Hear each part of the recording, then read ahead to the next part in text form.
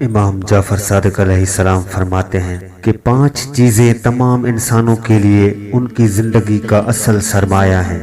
اگر یہ 5 چیزیں ان کی زندگی میں ہیں تو وہ کامیاب انسان ہیں، اور اگر یہ 5 چیزیں ان کی زندگی میں نہ ہوں تو ان کے پاس کچھ بھی نہیں ہے۔ لوگوں نے پوچھا کہ وہ کون سی 5 چیزیں ہیں؟